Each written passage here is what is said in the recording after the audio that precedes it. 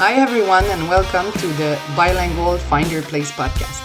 Desiring to show that it is possible to make unpopular choices, even out of the norm, and be happy, wishing to prove that happiness comes from choosing yourself rather than giving in to popular pressure, I receive people who have made the best of a situation that put them in the different box. My name is Stephanie Bergo, and I'm the host of this show. I've been working as a potential catalyst for more than 10 years, and my mission is to allow people to give themselves the right to be all that they are, and thus believe that their dreams are achievable. Welcome to these interviews. Welcome to the Find Your Place podcast. Today I'm thrilled to have as a host Michael Pacheco, managing partner of Boxer Media and Growth Marketing, the host of the Remarkable Coach podcast, where we met actually, and the Authorities Edge podcast as well. Thank you for accepting my invitation. Thank you for extending the invitation. Yes, I've been lucky enough to be invited on your podcast twice. And each time we talk a bit together, and I was like, oh, you have a super interesting life path. So I wanted to invite you as Adam, like my turn to get to Yeah. know. Yeah, I'm happy to, everybody loves to talk about themselves, so hopefully I can make it sound interesting. Very interesting. Um, so yes, so you're a managing partner and you're host of a podcast. So that's how we met. But prior to that, and as I do with all of my guests, I want to go back. Like, what did you study in when you were younger? And were you always planning on becoming a host of a podcast? No. No. No, I never planned on it. When I was younger, I started working at Intel Corporation when I was 19 years old, Oh. as a quality assurance engineer in 1999, which tells you that I'm old. We're about the same age. Uh, so yeah, I studied computer stuff in high school. I got my first computer when I was 10 or 11 years old. Um, I wrote my first computer virus when I was 12 or 13 years old. Yep. Oh, so there's a geek part in you. Oh, big time. Yeah, I come from a big tech background, definitely. Um, so I did that, and then by the time I was a sophomore in high school, I was teaching the computer science class as well, I forget what they called it, but like a student instructor. You could take certain classes as Mhm. advisors, kind of thing. So I was Yeah. only a sophomore, but I was kind of teaching parts of the computer science class, which was fun. Started working at Intel when I was 19, did computer stuff for about 7 years. When I quit my computer career, I was doing computer virus research at McAfee. And then I decided to go back to school to study Japanese language and literature. Wow, I know we have that in common. I did 2 years of Chinese culture and politics. Oh, wow. I did. Okay, cool. Nice. Yes, nice Yeah, or crazy, I don't well, know, sure. Both. Why not? uh, yeah, I mean the honest story is I got fired from my job at McAfee. Um, because I was just too much of a I was young and I was too cowardly to quit. I Mm. knew I wasn't happy. I knew I wasn't happy, but I didn't want to quit because I liked the security of the job. And my manager did me a huge favor, Mm. firing me. Yes. Didn't feel that way at the time. No, clearly. But those are, I call them gift package in a Mhm. Yep. shitty way. Yeah. Yeah. Absolutely. Um, So then, yeah, so That's I lived amazing. I lived off savings for about a year, and I was just reading Japanese literature. I discovered Japanese literature at that time, and specifically Haruki Murakami, um, who is just an absolute hero of mine. He's the Japanese version of Franz Kafka. It's very surrealist, um, Wow. beautiful author, amazing writer, and I liked it so much that I decided I wanted to study Japanese literature. Wow. Yeah. So that's because you discovered in that you fell in love with Japanese literature, and then you did that for how long? 2 years? For 3 years. For 3 years, I finished Wow. college. So I did do a year of school between 18 and 19, and then I dropped out to get a job at Intel. At that time, I went to school for music business degree. Yeah. I like music. We talk about music. We didn't talk about the virus thing and everything. I know you were a geek at uh, There's also. there's many facets to Mhm. things that I have done both professionally and hobbies that I have pursued personally. And I'm 43 years old and I'm still not sure what the common thread is that runs through everything. It's just me. I'm the common thread. I don't know Yeah. what else it is. Curiosity, Yeah. probably. Yeah. And that's probably it, truly. I'm just a genuinely curious person. I always want to know how stuff works. Mm, Um, and just always trying to learn stuff and figure it out. I'm definitely a lifelong learner. I love to read. mhm. And what did you do after with the Japanese literature? So I got accepted to Waseda Daigaku, Waseda University in Tokyo. Um, this is the same university that Haruki Murakami went to. Wow. It's one of the top private universities in Japan. Um, and I showed up in Tokyo, totally unable to speak Japanese. I had a guitar with me, I had a backpack, and I had a suitcase. And that's it. And I couldn't speak Wow. Japanese. Um, So it was kind of trial by fire, but I ended up graduating a few years later with a degree in Japanese language and literature, and I did commercial translation for a while. I think I underestimated how difficult. So you speak two languages fluently. Yeah, French and English. Yeah. The difficulty of a good fiction translation of translating fiction is very difficult. You have to understand idioms in both cultures, Totally. and and authors, especially authors of fiction, tend to use silver dollar words sometimes, big words, right? Mm-mm. And so I think I underestimated how difficult translating fiction would be. Um, Mm. that was my goal, is I wanted to translate fiction. Yeah. To What I ended up translate doing was, what's that? to translate literature that you loved reading. Yeah. And it's most of the time it's related to culture. Mhm. So like you need to know, yeah, the languages and the words, but you also need to understand like the behind the scene, the cultural Mhm. uh, part they're mixing in and everything. So yes, Yeah. it's a Yeah. great There's challenge. in good fiction, there's subtext, right? There's the thing that you're reading, and then there's reading between the lines.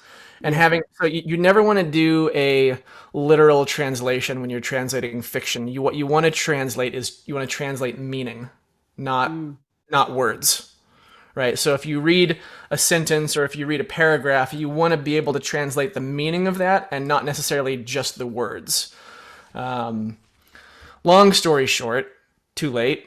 I am fluent in Japanese, but I'm conversationally fluent in Japanese. mm, If you want to talk to me about nuclear science or politics, I don't have the vocabulary to talk about that kind of stuff. And I don't know enough about, having lived in Japan for several years, just don't know enough about it. So I ended up doing commercial translation for a while, doing things like tourist brochures, mm. and it was pretty awful. I didn't enjoy it. It's not fun. Uh, Many years of studies for that. uh-huh. Yep. Yep. Yep. Yep. But it was a, it was an experience. I went to university in Japan. Not everyone did that. So No, that's amazing, honestly. And yeah. what made you quit Japan? Um, Gosh, what made me quit Japan? I think I think it was always there was I moved back to the US after university. Um, and I was working for a translation and publishing house in Fukuoka in southern Japan, um, from my home in Oregon in the United States. And it was always my plan to go back. It just didn't ever really pan out, I think, for whatever reason. Um, People change. Yeah, that's it. Yeah, totally. Do you still speak Japanese? Yeah, yeah. Not probably not as well as I used to. I used to, I don't have anything here on my. This is mostly business books in English, but I've got a bookshelf full of Japanese books that I used to be able to read, and I don't know if I could anymore. Yeah, because I did Mandarin for 2 years in university, and I wasn't even able to have a real conversation. Uh-huh. It was very hard, and like I do speak French and English. I'm able to have a real conversation in Spanish as well and understand most of the conversation. Yeah. But Mandarin didn't have any related words. It's totally different. So it's like there's no reference. So I did 2 years and then I stopped. I was doing actually Mandarin and Spanish, and I stopped because I realized that I loved languages for traveling, and Hmm. I prefer learning languages while traveling than learning in school, sitting in a chair. And I did Yeah. 5 or 6 years after, because just for the little story, we're five girls, and the last two ones are Chinese. Hmm. So my sister arrived to Quebec. They were 3 and 6 years old, so they were both speaking Mandarin. Yeah. And I had the hope I was gonna be able to speak with them, which Yeah. first was not the case, and second, when you get adopted, the doctor told us that they tried the better to integrate, so they tried to speak our language, which is French, and not Mandarin. So they didn't speak, and I wasn't good enough. Hmm. But a couple of years after, when they grew up, they wanted to learn. So we did again a year of Mandarin classes, and they were so much better than I was because they were 3 and 6 when they arrived in a French environment. So it came back a bit easier. So I'm still able to order at a restaurant, but it's all, I think. So yeah, my wife is she was born in Hangzhou, so Oh, she speaks Mandarin and reads and everything. wow. And we met about 7 years ago, and when we met, I was able to read uh, the Mandarin because the Japanese kanji and the Chinese hanji is very quite similar. The Japanese used more of the traditional characters instead of the simplified, but I tried I tried my damnedest. I tried my best to learn to speak Mandarin. It is so hard. And you're a musician. We're gonna talk about it after, but my sister, like we're five, my second sister is a musician as well, and she did the year of Chinese with us, Uh-huh. and she was much better. Like Uh-huh. the tones and everything when you Sure. have a good ear, like in music. And I'm a gymnast, and I do sports. I don't do music, so I Okay. don't have that. I tried, but Yeah. yeah. So no, it's not that easy. It's very difficult, and like I had at the time, I had the dream of, like you did, travel and study in China, and to go there and to university, it was 50,000 characters you needed to know to be able to do it. So it's Five like, zero? yeah. Oh wow. So I was like, I'm very far. I think I knew like at my peak, I think I knew 1,000 maybe. Yeah, So in Japanese they have it's called the Joyo kanji. Joyo is common use, so yeah. everyday kanji. And when I was going to school there, there was I want to say like 2,500, 2,500 thereabouts. So it wasn't anywhere near 50,000. No, it was like, and maybe it's lower, but that's the number I remember. And I was like, I think it might be 5,000. maybe, I think it maybe. I don't know. Don't quote me on that. maybe. No, no, but I it think was it might be 5,000. clearly too much for me. Yeah. And yeah, it was a lot. So it's super interesting. So finally, you decided to come back. You were doing translation in Japanese here back in the States, and then what happened? Then I gosh, then I started bartending at a wine bar. And I bartended and I played rock and roll for a while. Very cool. And gosh, yeah. So I was working at a bar and I was playing music. And then I I started dating a girl who who I had known. We went to school together. I had known her since we were 6 years old, Oh wow. and we caught up in Portland, Oregon. We went to school in Salem, Oregon, and the relationship didn't work out. It was a terrible relationship. We were awful for each other, just God terrible. But she gave me the confidence to quit that job and start a business and start doing consulting. Um, because of she just gave me the confidence that I didn't have to do that, and so that was well, I don't remember when that was, 2013 maybe, thereabouts. And that's when I started really doing more consulting work, marketing consulting specifically. Hmm. And the touring and music, was it prior to that or after? So I was a professional musician for a number of years after. So if we rewind a little bit, when I got fired from my job at McAfee, I lived off of my I had some savings that I lived off of for a year, and I was just reading books and reading books. And at that time, I also started a band with a buddy of mine, and that was so during that time, that was 2007, 2008, 2009, those 3 years, and and we started this band called the Slants, and the band kind of took off. We toured all around the U.S.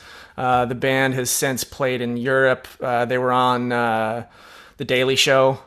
Um, it ended up being a pretty big deal. I left the band in 2009 to go back to university in Japan. But that was a lot of the touring that I did, flying out and playing big weekend shows and driving in a van all around the United States. That happened, when I was 27, 28, 29 years old. We got caught. So we were driving from Portland, Maine to Portland, Oregon, and we took a wrong turn and got caught at the Canadian border. And we're a bunch of raggedy looking rock and roll studs rolling in there, and the bass player was Chinese, and we stopped at his parents' house in San Diego earlier in the tour, and they gave him some kind of Chinese medicine that was some kind of plum stuff, and it looked like hash, like marijuana hash. So they're searching the truck, and they find this thing, and Long thing. luckily one of the gals that was on the Canadian Border Patrol, she was Chinese, and she's like, no, they're not lying. That's Chinese medicine or whatever it was. I don't remember exactly what it was, but we got stopped by Canadian Border Patrol. That's so funny. I hope it's not your only experience with Canadian. That was my only experience going into. I think it was that must have been Quebec. I don't think we were far west enough for Ontario. I think that was Quebec. It might have been Ontario. I don't remember. I'm not good at geography, but no, I love BC. I love Alberta. I live on the west coast of the United States, so I know the western provinces better than the eastern ones. And it's true that if you try to cross the border in Quebec, well, they're all bilingual for sure, Yeah. but you're still in a French country. It's a bit different. Yep. Yep. Yep. That's so funny. So finally, you met that girl. You weren't meant to be together, but she helped you, well, with your confidence and everything, and you start a consulting business. Why Yeah. marketing at that time? You had no marketing until then in your resume. You thought it was nice to start by that, or? It was so, I mean, internet marketing was something that I was familiar with because of from being a musician in the United States. When I was in Japan, I was also a DJ because I was a student and I didn't have any money, and I wanted to go out drinking, and Oh, I wanted to go to clubs. So I had to figure out a way to do that. And in Tokyo, if you are in a band, they make you pay to play. But if you're a DJ, they don't make you pay to play. So, so I taught myself how to be a DJ when I was in Tokyo so that I could go out drinking. that's opportunistic. Uh-huh. Yeah, it was great. Um, it was fantastic. So anyway, you know, with marketing comes in, you have to promote your shows and promote the record sales and that kind of thing. So that, you know, the marketing I knew before that anyway. It was something that I was naturally good at, especially digital marketing because I have this technical background. Um, and, you know, being able to go out in Tokyo and hang out with Japanese people in that way, there was, you know, you were saying before, it's not only is it easier, but it's much more fun to go and experience a culture and learn a language that way than it is to do it at a desk with a book. Yeah, totally. And so whenever I went to school with, you know, some foreign exchange students or other foreign students from all around the world, from Australia, a lot of Chinese kids, and the Chinese kids especially would always get A's on every Japanese test. They would get an A every time, every test. But they couldn't speak any damn Japanese. They couldn't speak it. I would get a C or a D sometimes, but I could talk to the teacher in Japanese. I just didn't understand the rules Hmm. because I was learning it, you know, like a baby would learn just by exposure. Yeah, But I totally. didn't understand, you know, all the rules. Like, how do you conjugate this verb to past tense? I'm like, I don't know. Tell me in a sentence, and I can tell you. That's amazing. So, yeah. That's very cool. So you finally decide to start a consulting business, and what happened next? So, yeah, I mean, we're getting close to now. This was well, I guess this is about 10 years ago, a little over 10 years ago. And I did consulting for a number of years, got to be very good at it. I got some big clients. I did the Golden Globes. I did some consulting with Johnson and Johnson and Intel. And I got to a point where I realized as an entrepreneur, I'm kind of trading my hours for dollars. And I wanted to explore ways that I could better leverage my time and kind of scale that. And so that's when I started Boxer. And what Boxer does is we do marketing for coaches, consultants, and thought leaders. And and we do it very, very well. um, and that's kind of the birth of the agency, and that kind of brings us up to where we're at now, where I run this agency. We do marketing for coaches, consultants, and thought leaders, and yeah, we've got 4 full-time employees and 2 part-timers. Mm-hmm. And we do social media marketing. We do all sorts of web services, from web design to hosting to search engine optimization. Um, it's just kind of this blend of things that I was already good at, from coming from a tech background and the marketing. And that's kind That of, might be the red thread then. yeah, yeah. But it all goes back to curiosity. You were right about that. Yeah, it's just and I encourage anyone who, for whatever reason, is still listening to me blabber on and on about this. I encourage you to always be curious and just explore shit, because there's a lot of interesting stuff out there. Yeah, and when I listen to your story, I'm like, you picked up the opportunity every time a door opened.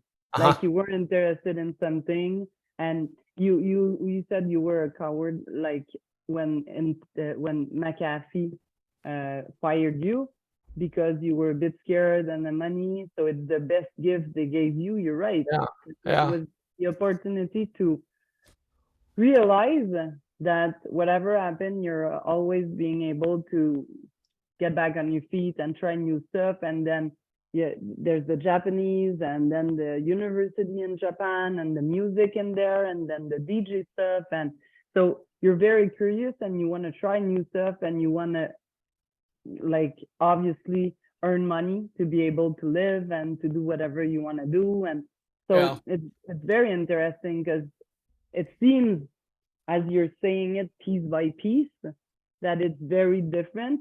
Computer, music, DJ, Japanese, but all of those work closely. Like it's learning new stuff, getting good at it enough to earn money, and Hmm. then sometimes get tired of doing that because now you're used to it and change for something else that's brand new, new learning, new beginning, and new stuff. Yeah.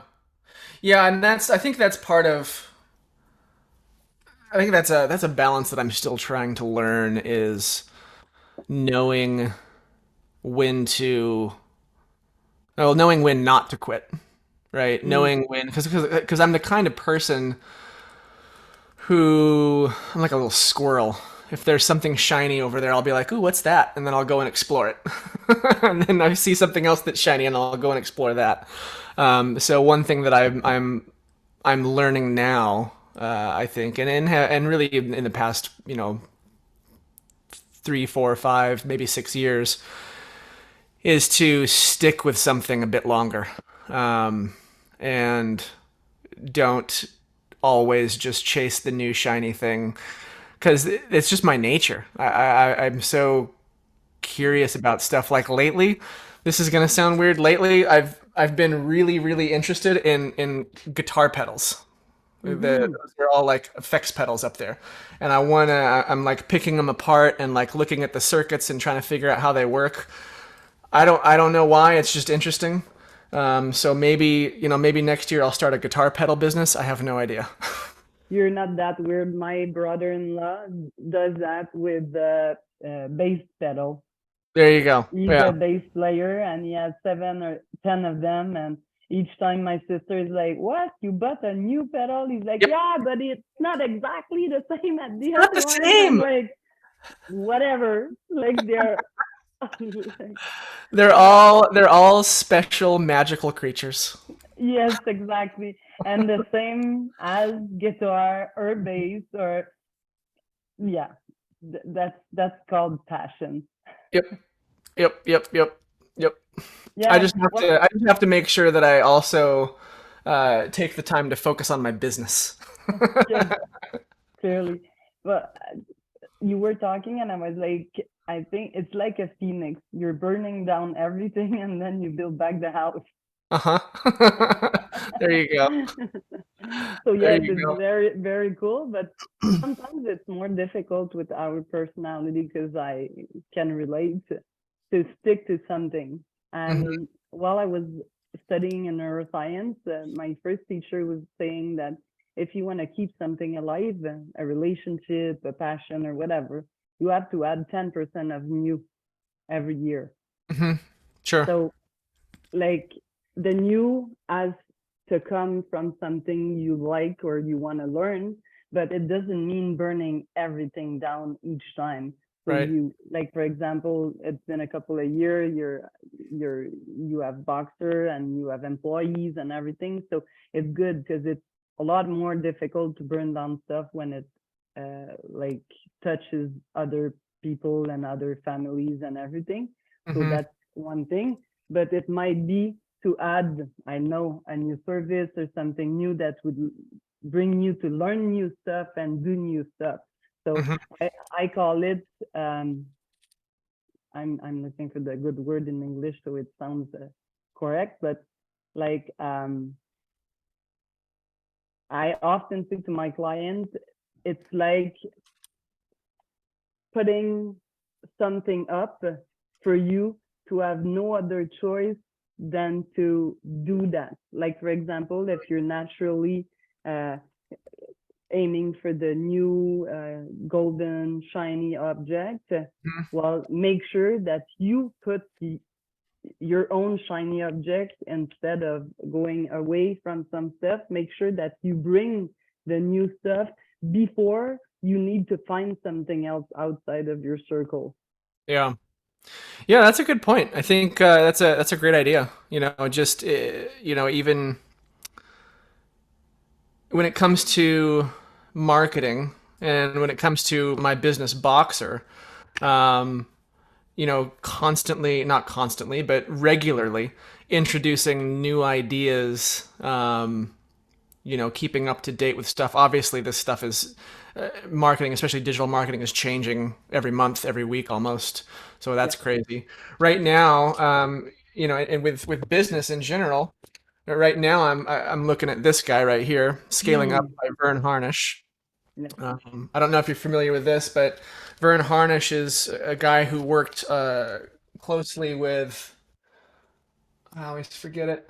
Um, Help me out, EOS Traction, Gino Wickman. Yeah. So Vernon Harnish and Gino Wickman were working closely at some point, and I think EOS and Scaling Up are similar but different kind of systems. So Mm-hmm. I'm just we use EOS at Boxer, and I'm just learning about Scaling Up now, and it seems like it's almost like a Venn diagram, EOS and the Yeah. Scaling Up, and Scaling Up is going to fill a couple gaps, I think, in Boxer that Mm-hmm. it'll be very, very useful. So, anyways, my point being that regularly, educating yourself and educating your team, right? Totally. Um, for those listening, if you guys have, if you guys have teams, we do a book about once a quarter, and we meet every Wednesday for at least an hour, sometimes 90 minutes. And we talk about whatever chapter or chapters we read the week prior and how to implement them for us or for our clients. So Mm. we're always, in addition to doing our regular work, we're always looking at ways to not only improve what we're doing, but also to innovate and bring new systems and new methods and new tactics and new strategies into, our repertoire. Mm-hmm. That's super interesting because you're doing two things. You're bringing novelty Hmm. and you're uh, giving space for your colleagues and coworkers to bring ideas Yep. and to like make sure that they read, they do the homework in a sense. Yeah. And like that, you bring new stuff every time. And the way you perceive stuff is probably different from the way they perceive stuff sometimes. And like it makes connection. Yep. And sometimes probably some are not in at the same place and see the thing differently. So it's very cool because it makes people think about new stuff. It's, No, it's fantastic. So my team absolutely loves it. Right now, we're doing this book, Brands and Bullshit by Bernard Schroeder. I haven't read it. It's so this Bernard Schroeder, this guy right here, he is the guy responsible for the initial launch of Amazon in the mid late 90s. So this guy and his team came up with the phrase "the biggest bookstore on earth." Mm, Great book. And yeah, I mean, here's the thing, right? As a leader, as a business owner, I don't have all the answers. In fact, I have very few of them. What I have is a strategic vision for kind of where we should go and why, and I want to hire people to figure out how. that's very cool. Yeah, Hmm. because they'll do it better than I can. And finally, you're very good at bringing novelty in your business and keep being inspired by doing that because you learn new stuff, which is clearly when you talk about your path, essential. Like you need to be learning new stuff unless you Hmm. get bored. And if you get bored, you switch. Hmm. So that's what I mean by putting boundaries to make sure that you're taking care of yourself with your Yeah. needs. Like those activities answer directly what you need. So novelty, team time, and new stuff coming. And so it's very, very interesting. Hmm. That's super cool. And are you still doing music? I see the guitar and everything behind. Is it just for fun or are you still It's just for fun now. No, I'm too old and I'm a father now, so I don't want to. I don't have. Like, listen, don't look at me like that. I don't have the energy to to go flying all around. That's the truth, but it's not about age. I saw Scorpions in show last last fall. They are more than 70, and clearly they were not that that They old. they are probably making enough money that they can pay someone to lug those big heavy amplifiers onto stage for them. I'm not making that much money. I got to carry that thing around myself. Wait a bit, and your son's gonna be able to carry it. There you go. There you go. I'll make him be my roadie. We'll see. We'll see about that. That's So very yeah, I mean, funny. this is just for fun. I honestly, like, my guitars were sitting in their cases for about 6 or 7 years, and we had our firstborn almost 16 months ago now. She'll be 16 months on July 1st. And I didn't want her growing up without music. And I hadn't played music in so long because I think I just convinced myself that I was too busy for it. I know I did, Mm, running a business and too whatever serious. else. Yeah, everything. I mean, there's a lot that we can tell ourselves we're busy with. Yeah, Um, and it just comes down to priorities. totally. And and I had completely forgotten how much I love playing music. Mm. And I just forgot about it. And so, anyways, long story short, she was born, Opal, and I didn't want her growing up without music, so I pulled all the guitars out about, I don't know, 6 weeks ago, 2 months, about 2 months ago, and now it's a problem because now I'm buying guitar pedals, and then my wife says, "You got another one?" Exactly. I know what it feels. That's crazy. But that's so fun. Cause and it's super interesting what you said because so often I say like we become grown up Hmm. and we're too busy for many, many things. Too Hmm. busy for music, too busy for time for us, too busy because we have the business, we have the employees, we have the wife or the husband, we have the kids, and then everything piled up. Yeah. And one day they come in my office and they're like, I feel empty. I don't know what I love. I don't know what to do. I feel I don't spend time with myself. I Yeah. like what's next and everything. So it's very important to reconnect. And most of the time when I work with people like that, we're reconnecting to the stuff you love being a kid Mm-hmm. because you stopped because it wasn't serious enough. Mm-hmm. And finally, that's like you're saying with music. Finally, it's like I forgot how much I love playing music. Mm-hmm. Yeah, I think I'm trying to think about how I want to phrase this. I don't love the phrase self-care. I think there's I think there's a lot of baggage that goes with that phrase about like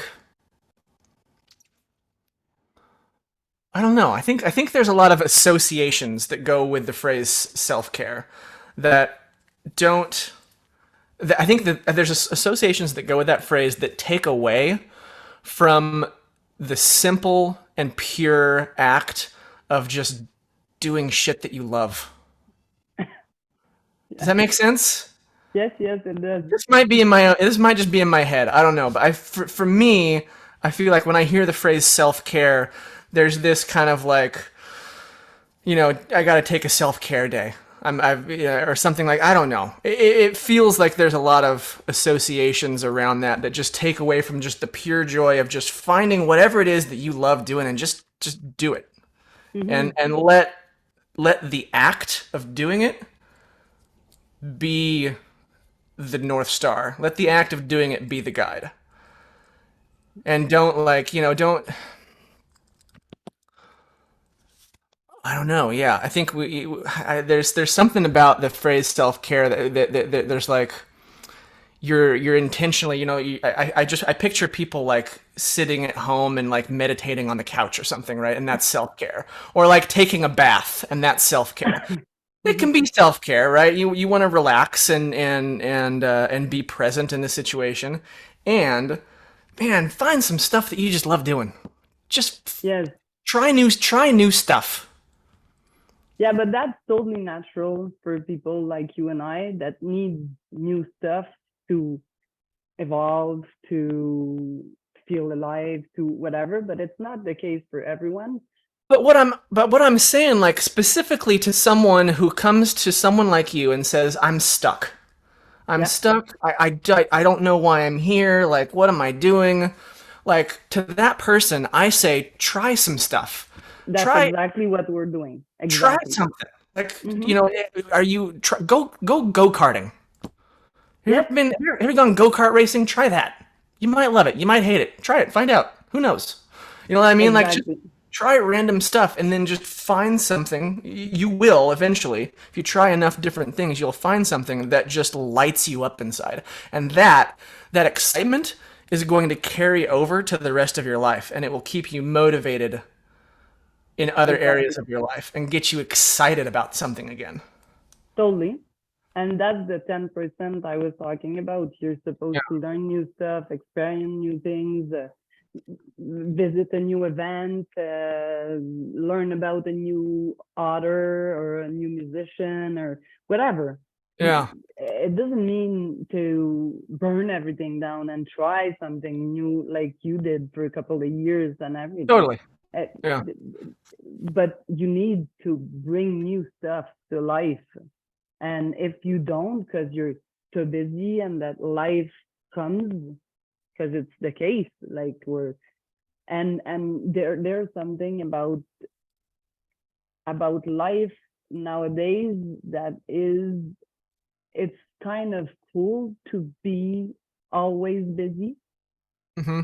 Yeah. which is not really the case. Like Yeah. once you hit the wall, you realize that being busy just to be busy and not do things you love that light you up, honestly, is not that cool. Because people that get in my office needing help to rediscover themselves are Hmm. people that forget about themselves years ago.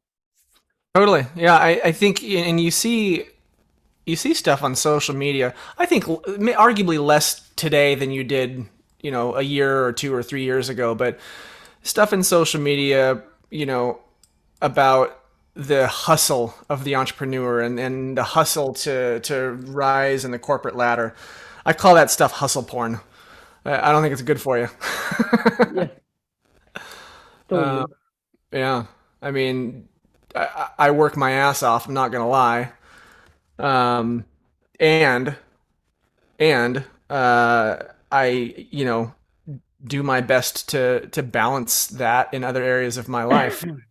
Do I get it right every day? I wish I did. Yeah, There's me some too. days where I wake up at 4 a.m. and I'm working at the computer, and I go to bed at 9 p.m. after I finish working at the computer, and it's work, work, work all day long. And there's other days where, I'm down, like today, for example, I was down here working, and I just turned around and picked up a guitar and played guitar for 45 minutes because I Yeah, wanted a break. And it was great. It was and it's awesome. perfect. Yeah. Yeah, sometimes having breakfast with your kids, and then, well, now they're too small, but still Yeah. having breakfast with them or doing stuff with them, or yeah, in the middle of the afternoon. That's also the privilege to be an entrepreneur, Hmm. like doing your stuff and choosing your schedule. And sometimes you know that if you take a pause in the middle of the afternoon, you're gonna finish a bit later at night when everybody's asleep, but at least you're gonna do some stuff you feel like doing right now. Hmm. And again, I think that excitement carries you through, right? Totally. Motivation. I think Tony Robbins said motivation is like bathing. You got to do it every day. Might not have been Tony Robbins. Somebody said that. Yeah. And I might be butchering the quote, but that's basically the gist of it. Is motivation is like bathing. You got to do it every day, and everyone gets motivated in different ways. But if you find something that excites you, that lights you up inside, and makes you feel light, I think that's a kind of motivation. Yes, exactly. I often say motivation doesn't exist. Nobody's motivated to do things they don't like and they don't feel like.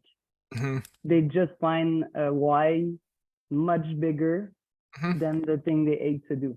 And Hmm. then, as you said, every day you need to Hmm. do it. Yeah. Thank you so much for your time. I knew it would be interesting, and I told you we're gonna bust a bit like every time we talk to each other. Yeah, this has been fun. It's very strange. I've never gone into a podcast and just talked about myself for however long, 45 minutes. Now it's done. Check. New stuff. Get that one off the bucket list. Thank you so much for your time. It was very pleasant. Thank you, Stephanie. Merci beaucoup. Wow, French. Thanks, everyone. See you next week. Bye. Thank you for listening to this episode. Come back next week with another guest that has a fascinating story to tell and that will inspire you to take action towards your own path. If you like this show, I'm inviting you to leave a 5-star review. That way, it helps us to spread the word and fulfill our mission even more. The podcast is also available in a video format on YouTube. You'll find it under the same name, Trouve ta place, Find your place, under Catalyseur de Potentiel. Let's connect on social media. You'll find me as Stéphanie Bergo or Catalyseur de Potentiel on Facebook or Instagram. Have a great day.